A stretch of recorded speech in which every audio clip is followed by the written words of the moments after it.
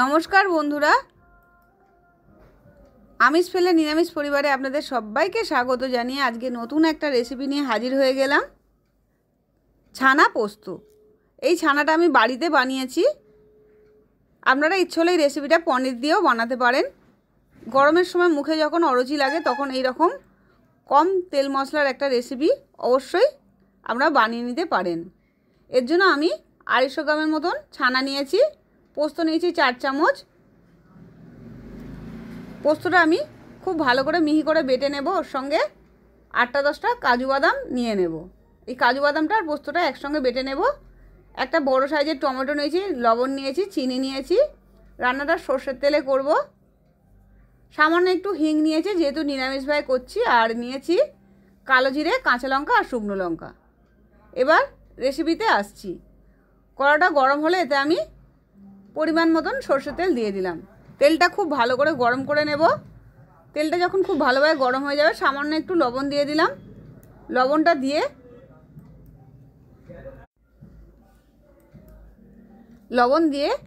এতে আমি ছানাটা দিয়ে দিলাম। ছানাতে যেহেতু প্রচুর পরিমাণে জল থাকে সেই জন্য একটু লবণ দিয়ে যদি আপনারা ভাজেন দেখবেন বেশি তেলও ছিটকবে না, আর ভাজাটাও খুব ভালো হবে। এতে আমি হলুদ দিলাম না, শুধু লবণ দিয়েই ছানাটা ভালো করে ভেজে নেব। হালকা একটা সোনালি রং আসার আগে অবধি ভেজে নেব। ছানা বেশি ভাজবেন না, বেশি ভাজলে শক্ত হয়ে যায়। এইভাবে উল্টিয়ে পাল্টিয়ে আমি হালকা করে ভেজে নিয়ে তারপর ছানাটা তুলে নেব। ছানাটা ভাজা হয়ে গেছে। এবার তেল ঝরিয়ে আমি ছানাগুলো তুলে নেব। আপনারা ইচ্ছে হলে ছানাটা যদি শক্ত হয় তাহলে লবণ আর চিনির মেশানো জলে এই ছানাগুলো ভিজিয়ে দিতে পারেন। ছানাটা যেহেতু নরম আমি আর কোনো কিছু জলেই ভেজালাম না। ছানাটা এইভাবে তেল থেকে ভালো করে ঝরিয়ে তুলে নিয়ে ওই তেলের মধ্যে 2টো শুকনো লঙ্কা, 1/2 চামচ কালো জিরে খুব ভালো করে যখন ভাজা হয়ে যাবে তারপর এর মধ্যে আমি সামান্য একটু হিং দিলাম। হিং আপনারা ইচ্ছা না হলে নাও দিতে পারেন। আর 4-5টা কাঁচা লঙ্কা কুচি করে রেখেছিলাম সেটা দিয়ে দিলাম। ঝালটা যেমন খাবেন সেই পরিমাণে দেবেন। সামান্য একটু চিনি দিলাম। কষানোর সময় চিনি দিলে রঙটা খুব ভালো আসে। আর যে টমেটোটা কেটে রেখেছিলাম টমেটোটাও দিয়ে দিলাম। টমেটো দিয়ে খুব ভালো করে ভাজা ভাজা করে নেব।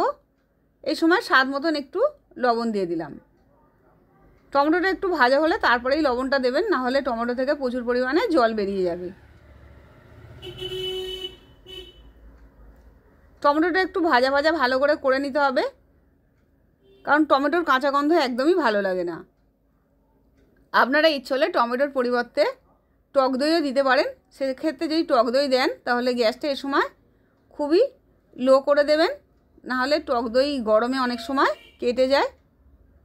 টমেটোটা যখন দেখবেন খুব ভালোভাবে গলে গেছে তারপরে এর মধ্যে আমি যে পোস্ত আর কাজু বাদামটা বেটে রেখেছিলাম সেটা দেব। কাজু বাদাম আর পোস্তটা বেটে তার ধোয়া একটু জল দিয়ে দিলাম বাটি থেকে।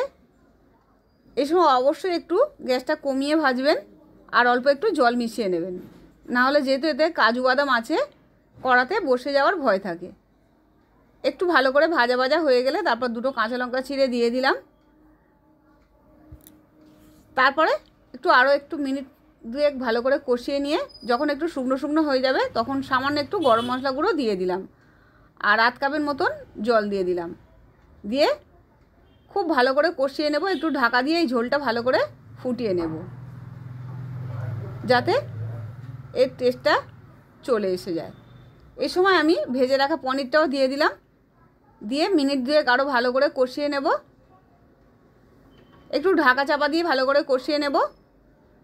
আর এর জন্য আমি জল খুবই সামান্য ব্যবহার করব। পোস্ত একটু গামাখা হলেই খেতে খুব ভালো হয়। এ সময় ঢাকা দিয়ে মিনিট খানেক রেখে দিয়ে যখন দেখব তেল ভেসে উঠেছে তখন এতে আমি 1 কাপের মতন জল দিয়ে দিলাম। জলটা দিয়ে খুব ভালো করে ফুটিয়ে নেব।